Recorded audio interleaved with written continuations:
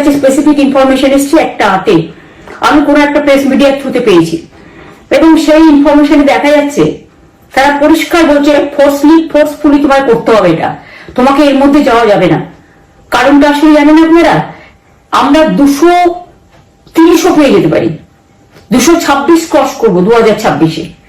মানুষ যে বিপুল ভাবে ভোট দিয়েছে, আমার তাদের প্রতি পুরো ভরসা, বিশ্বাস, আস্থা আছে। এবং ওরা কালকে এটা করিয়েছে প্রেসকে দিয়ে, তার কারণ গদি মিডিয়াকে দিয়ে, তার কারণ হচ্ছে ওরা তো আপনারা জানেন ইডি, সিবিআই, ইনকাম ট্যাক্স সবাইকেই চমকায়, এবং সেন্ট্রাল ফোর্স যে ব্যবহার কাল করেছে, এবং তাতে যে নতুন পুলিশগুলো অ্যাপয়েন্টমেন্ট হয়েছিল যারা আমার হাতে ছিল না, তারা ভীষণ মেয়েদের মেরেছে, বাচ্চাদের মেরেছে।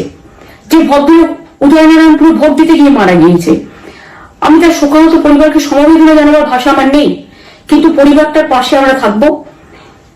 এবং যে তৃণমূল কংগ্রেস কর্মীরা এমনকি সাংবাদিকদেরও মেরেছে, আমি যেখানে ছিলাম ভবানীপুরে চক্রবিড়িয়ায়, আমি বাচ্চাদেরও মেরেছে, মহিলাদেরও মেরেছে, একতরফা মেরেছে।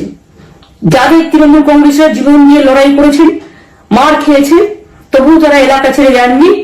অনেককে ইচ্ছে করে অ্যারেস্টও করা হয়েছে, যাতে তারা এজেন্ট হিসেবে কাজ করতে না পারে। বিশেষ করে ভাটপাড়া, জগদ্দল, নোয়াপাড়া, এরকম অনেকগুলো জায়গা আছে।